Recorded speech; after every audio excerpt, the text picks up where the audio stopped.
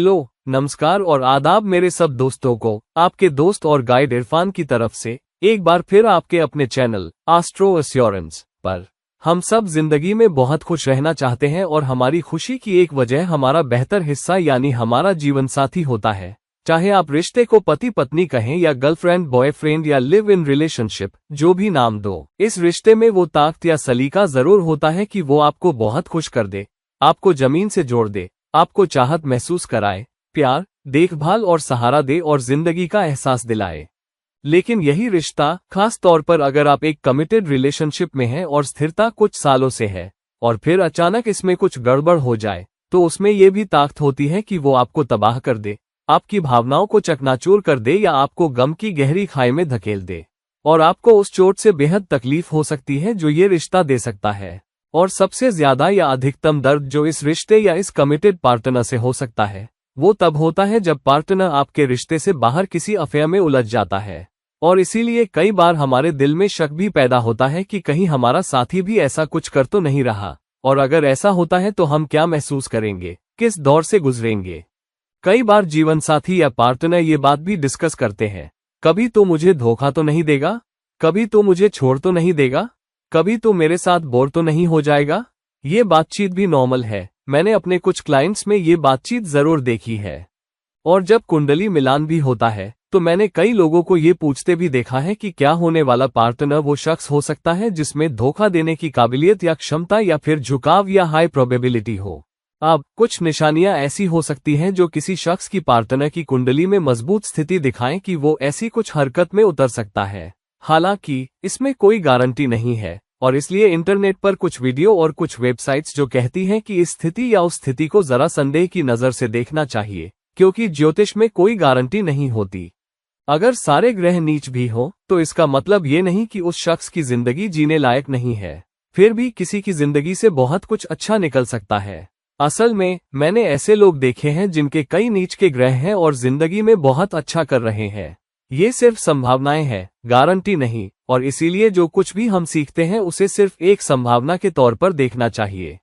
ये एक परमाणु बम जैसा है जो कई देशों के पास है लेकिन शायद कभी इस्तेमाल न करें। ऐसे हथियारों के अस्तित्व के पूरे दौरान शायद एक वक्त ऐसा आए जब परमाणु हथियार बेकार हो जाएं और फिर कभी दागे न जाएं और पुराने पड़ जाएं और फिर नष्ट कर दिए जाएं। लेकिन जब तक वो मौजूद है, संभावना तो है। तो कुंडली में अगर कुछ ऐसी स्थितियां हो तो वो आपको एक हाई प्रोबेबिलिटी जरूर देती है कि आपकी जिंदगी में ऐसी सूरत हाल पैदा हो सकती है, लेकिन गारंटी कुछ नहीं है। तो कुंडली में ये स्थितियां कौन सी हैं? अब किसी भी शादी के बहुत मजबूत होने के लिए 3 या 4 स्थितियां बहुत मजबूत होनी चाहिए। शादी मजबूत हो इसके लिए मिसाल के तौर पर 7वां भाव का स्वामी बहुत मजबूत होना चाहिए, 7वें घर में कम अशुभ प्रभाव हो, कम दृष्टि हो, और 7वें घर और 7वें स्वामी के साथ अशुभ की बजाय शुभ ग्रहों का ज्यादा लेना देना हो। जब तक ऐसा होता है तब तक शादी, आप कह सकते हैं, बहुत मजबूत है। उस पर भी अगर शादी के कारक औरत के लिए गुरु और मर्द के लिए शुक्र अगर वो बहुत मजबूत हो,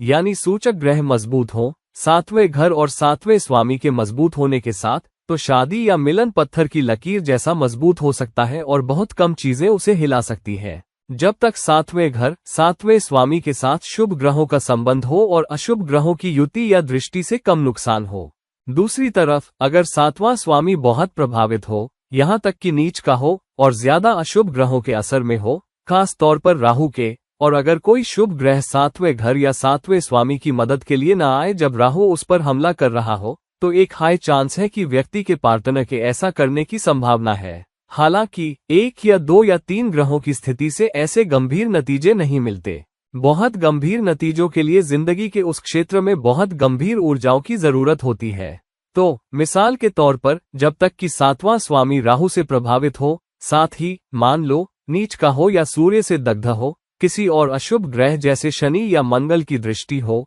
और कारक यानी शुक्र या गुरु बहुत मुश्किल हालात में हो, शायद दुस्थान 6ठे, 8वें या 12वें में हो और दूसरे अशुभ ग्रहों के असर में भी हो, तभी आप पा सकते हैं या कह सकते हैं कि व्यक्ति के पार्टनर के शादी से बाहर रिश्ते बनाने की ज्यादा संभावना है। तो जितने ज्यादा अशुभ ग्रह 7वें घर और 7वें स्वामी से जुड़े और दहन या नीच के जरिए, उतना ही ज्यादा चांस है कि व्यक्ति का पार्टनर शादी से बाहर संतुष्टि तलाश सकता है यहाँ तक कि भावनात्मक संतुष्टि भी। साथ ही अगर राहु 7वें घर में शुक्र और मंगल दोनों से जुड़ जाए, खास तौर पर अगर मंगल और या शुक्र परेशानी में हो।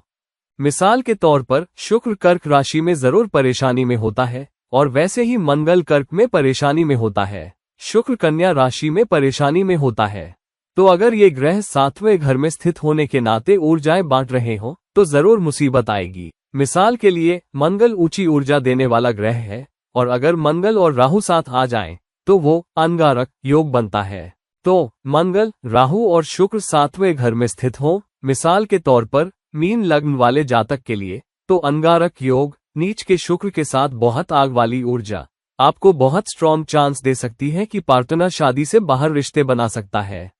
और अगर कोई अशुभ ऊर्जा उस खास घर पर दृष्टि डाले, मिसाल के तौर पर अगर सूर्य उस पर दृष्टि डाले या शनि रोमांस के 5वें घर से दृष्टि डालकर 7वें घर को देखे जहां मंगल, राहु और शुक्र स्थित हो, तो एक हाई चांस है कि व्यक्ति का पार्टनर शादी से बाहर देख सकता है। तो अशुभ ऊर्जाएं हैं मंगल, राहु, शुक्र की युति या दृष्टि के जरिए, वरना राहु, शुक्र, शनि ये तीनों भी एक हाई चांस देते हैं क्योंकि दो अशुभ ऊर्जाएं शुक्र से जुड़ जाती हैं। साथ ही अगर 7वां स्वामी प्रभावित हो, मिसाल के तौर पर वृश्चिक लग्न वाले जातक के लिए 7वां घर वृषभ का घर है, वृषभ राशि, और अगर शुक्र वृषभ में ही स्थित हो तो ये अच्छी शादी का मजबूत संकेत है। हालांकि अगर शुक्र 6ठे घर में चला जाए, मिसाल के तौर पर, तो ये एक बहुत मजबूत संकेत है कि शख्स शादी के भीतर संतुष्टि नहीं तलाश रहा क्योंकि शुक्र अब अपने आप से 12वां हो गया है। किसी भी ग्रह के लिए 12वां घर उस ग्रह की हानि का घर है, और क्योंकि 12वां घर गुप्त शारीरिक सुखों का घर भी है, तो 7वें घर के नजरिए से ये अच्छी शादी का मजबूत संकेत नहीं है। अगर अब राहु शुक्र के साथ 12वें घर में अपने आप से 12वें यानी 6ठे घर में स्थित हो जाए, और फिर या तो शनि की दृष्टि में हो या 12वें घर से सूर्य की भी दृष्टि में हो, तो ये बड़ी मुसीबत हो सकती है। अगर सूर्य 12वें घर में स्थित हो, तो वृश्चिक लग्न वाले जातक के लिए सूर्य 12वें घर में नीच का होता है और सूर्य अपनी 7वीं दृष्टि से 6ठे घर को देख रहा होता है और वहां राहु और शुक्र को देख रहा होता है, मिसाल के तौर पर, तो ये एक बहुत मजबूत संकेत है उस शख्स का जो शादी से बाहर रिश्ते बना सकता है। और दूसरी अहम स्थिति वो है जहां चंद्रमा भी इस मिक्स में शामिल हो जाता है क्योंकि चंद्रमा भावनाएं हैं। तो अगर भावनाओं को ठेस पहुंच रही हो तो ज्यादा चांस है कि शख्स बाहर संतुष्टि तलाश सकता है एक भावनात्मक नजरिए से, पार्टनर से सहारा न मिलने की वजह से, न कि सिर्फ मजा या फुर्सत के लिए। तो अगर मिसाल के तौर पर चंद्रमा वृश्चिक राशि में 7वें घर में नीच का हो जाए वृषभ लग्न वाले जातक के लिए, और अगर शुक्र भी वृश्चिक में 7वें घर में शनि के साथ या शनि की दृष्टि में स्थित हो, तो ये फिर से एक मजबूत संकेत है कि कोई शख्स मिलन में खुश नहीं है और शायद ऐसी हरकत भी करे। ऐसा इसलिए क्योंकि वृषभ लग्न के लिए शुक्र 6ठे घर का भी स्वामी होता है और अब 7वें घर में स्थित है, तो शादी की हानि की 6ठे स्वामी की ऊर्जाएं वृश्चिक में शामिल हो जाती है, जो गोपनीयता की राशि है, जो 8वें घर की ऊर्जा है। और मान लो वहां राहु हो या और चंद्रमा के साथ हो, वहां एक नीच का चंद्रमा हो, ये किसी ऐसे शख्स की मजबूत ऊर्जाएं हैं जो बाहर संतुष्टि तलाश सकता है। ये इस वजह से भी हो सकता है क्योंकि चंद्रमा तीसरा घर स्वप्रयास, स्वप्रेरणा है का स्वामी है, तो अपनी मर्जी से और जिंदगी की जो भी मुश्किल या बुरी या अशुभ चीजें हम करते हैं वो हमारी अपनी पसंद की वजह से होती है। ग्रह हमसे कुछ नहीं करवाते, वो सिर्फ हमें विकल्प देते हैं। और अगर तीसरा घर प्रभावित हो, स्वप्रयास का घर, तो शख्स के ऐसा करने या कुछ गलत करने के चांस ज्यादा होते हैं। तो जो मिसाल हमने वृषभ लग्न वाले की दी थी, जिसके 7वें घर में चंद्रमा और राहु है, शुक्र के साथ, जो 6ठे घर का स्वामी है, और चंद्रमा भी स्वप्रयास, स्वप्रेरणा के तीसरे घर का स्वामी है, तो ये किसी ऐसे शख्स का मजबूत संकेत हो सकता है जो ऐसी हरकत करे। अगर शनि भी इस मिक्स में शामिल हो जाए या तो दृष्टि से या सूर्य 12वें घर में चला जाए, तो ये किसी के पार्टनर का मजबूत संकेत देता है जो शादी से बाहर देख सकता है। ये इसलिए भी है क्योंकि वृषभ लग्न वाले जातक के लिए सूर्य घरेलू शांति और मानसिक खुशी के 4थे घर का स्वामी होता है, और इसलिए मिलन में चुनौतियां आ सकती हैं। चलो एक दो मिसाल देख लेते हैं ताकि हमारी नजर कुछ स्थितियों पर साफ हो जाए कि वो हमें क्या दे रही है। मैं हर एक लग्न पर बात नहीं करने वाला, लेकिन मैं आपको सिर्फ एक दो मिसाल देने वाला हूं क्योंकि मैं बहुत ज्यादा पंख नहीं खिंचाना चाहता, क्योंकि हमारी आदत होती है कि हम पंक्तियों के बीच बहुत ज्यादा पढ़ने लगते हैं, भले ही हमारा पार्टनर कोई मुसीबत ना हो, लेकिन असल में हम एक वफादार पार्टनर पर उंगली उठाने लगते हैं, जो हमें नहीं करना चाहिए। जब तक कि आपकी कुंडली में बहुत मजबूत अशुभ ऊर्जाएं शामिल न हो और पार्टनर ने भी उसके आसपास कुछ झुकाव दिखाए हों। दूसरी चीज जो याद रखनी चाहिए वो ये है कि जब भी आपको अपनी जिंदगी में किसी धोखेबाज पार्टनर के जरिए या किसी नुकसान के जरिए या किसी भी तरह से सजा मिलती है, आप प्रभावित होने वाले पक्ष हो, तो हमेशा दूसरे पक्ष को दोष न दें। कई बार आपके कर्मिक इवेंट्स, आपके पिछले जन्म के कर्म भी वो हो सकते हैं जो आगे ले जाए गए कर्म आपको कुछ कर्मिक बराबरी वाले हालात से गुजार रहे हैं जहां आपको अपने कुछ कर्ज उतारने की जरूरत है। तो अगर आपने पिछले जन्म में कोई कर्ज लिया था, तो आपको वो उतारना ही होगा और कर्ज चुकाना ही होगा। तो कई बार जिंदगी में हमारे साथ जो कुछ मुश्किल होता है वो भी एक आगे ले जाए गए कर्म या कर्मिक चक्र और हमारे कर्ज की वजह से होता है। तो ये बात दिमाग में रखो, हमेशा दूसरे पक्ष को दोष न दो, क्योंकि दूसरा पक्ष हमेशा दोषी नहीं होता। निश्चित तौर पर हमेशा कुछ हिस्सा ऐसा होता है जहां हम भी रिश्ते में कहीं न कहीं चूक गए हैं। जब हम कर्क लग्न वाले जातक को देखते हैं, खास तौर पर जब 7वें घर, 12वें घर और 8वें घर के स्वामी प्रभावित हो और ऊर्जाएं बांट रहे हो, तो ये जातक के पार्टनर के एक कमिटेड रिलेशनशिप से बाहर किसी अफेयर या कनेक्शन में उलझने का हाई चांस देता है। इस केस में हम देखते हैं कि शनि मेष राशि में नीच का है, जबकि शुक्र, जो रिश्तों का कारक है, 8वें घर में राहु से बहुत मजबूती से प्रभावित है। राहु कुंभ राशि का सहस्वामी भी है, जो 8वां घर है, और इसलिए वो उन ग्रहों को प्रभावित करने में बहुत मजबूत है जिनके साथ वो स्थित है। उसके साथ ही बुध, जो गुप्त सुखों के 12वें घर का स्वामी है, वो भी 8वें घर में स्थित है। 8वां घर रहस्यों और दूसरों की नजरों से दूर रखने का घर है, और इसलिए गुप्त सुखों का 12वां स्वामी रहस्यों के 8वें घर से रिश्तों के कारक शुक्र के साथ जुड़ जाता है। जबकि 7वां स्वामी शनि नीच का है और शनि 8वें घर का भी स्वामी है। तो एक बहुत मजबूत संकेत या संभावना कि व्यक्ति का पार्टनर बाहरी ऊर्जाओं से प्रभावित हो सकता है, जो शादी से बाहर सुख तलाशने की ऊंची चाहत देता है।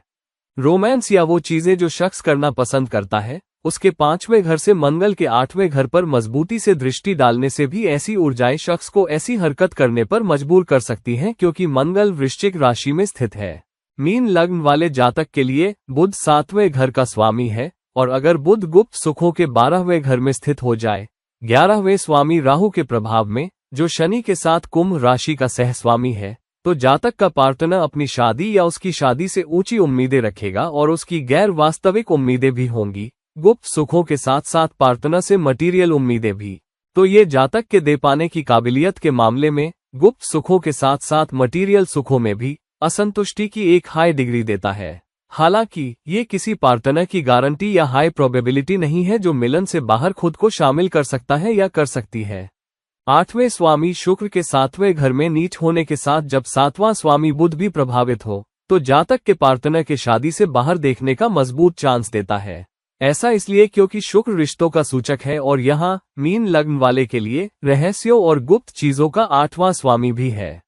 तो जब रहस्यों के सूचक शुक्र 8वें घर से जुड़े होकर शादी के 7वें घर में नीच हो जाए, तो ये दिखाता है कि रिश्ता गोपनीयता या गुप्त अफेयर्स से पीड़ित है, खास तौर पर जब 7वां स्वामी भी गुप्त सुखों के 12वें घर में हो और मजबूत अशुभ राहु के प्रभाव में हो, और जब 12वां स्वामी शनि भी घर और घरेलू जिंदगी के दूसरे घर में नीच हो जाए। तो ये एक बहुत मजबूत संकेत है कि शख्स का या जातक का पार्टनर ऐसी हरकत कर सकता है, या हाई प्रोबेबिलिटी हो सकती है कि जातक का पार्टनर संतुष्टि के लिए शादी से बाहर देख सकता है। हालांकि इस संकेत को फिर से एक पक्की गारंटी नहीं लेना चाहिए कि जातक का पार्टनर कोई गैर कानूनी अफेयर करेगा। 7वें घर पर किसी भी शुभ ग्रह की कोई दृष्टि, मिसाल के तौर पर या तो लग्न में स्थित चंद्रमा की, या लग्न में स्थित गुरु की, या गुरु के तीसरे घर में स्थित होकर 7वें घर को देखने से पार्टनर के शादी से बाहर देखने की अशुभ प्रवृत्तियों को कम कर सकता है। अब जब हमने देख लिया है कि कौन सी स्थितियां हमें एक ऐसा पार्टनर देने की संभावना रखती हैं जो संतुष्टि के लिए बाहर देख सकता है, तो कृपया अपनी खुद की कुंडली में ज्यादा देखें, एक स्व अध्ययन के लिए, न कि एक धोखेबाज पार्टनर ढूंढने के लिए। और जिम्मेदारी लें, अगर आपको घर पर दूसरे पार्टनर को खुश, संतुष्ट, तृप्त, चाहत और प्यार में रखने की चुनौतियां हैं, तो सबसे अशुभ ऊर्जाओं के भी आपकी शादी या आपकी कमिटेड लाइफ को बिगाड़ने के चांस काफी हद तक कम हो जाते हैं। तो दोस्तों, प्लीज इस वीडियो को लाइक करें, प्लीज इस वीडियो को शेयर करें। अगर आप मेरी तरफ से कोई पर्सनल कंसल्टेशन चाहते हैं तो प्लीज मुझे नीचे दिए गए लिंक्स पर कांटेक्ट करें। जब तक हम फिर किसी और वक्त न मिलें, ये रहा आपका दोस्त और गाइड इरफान, साइनिंग ऑफ। चाओ।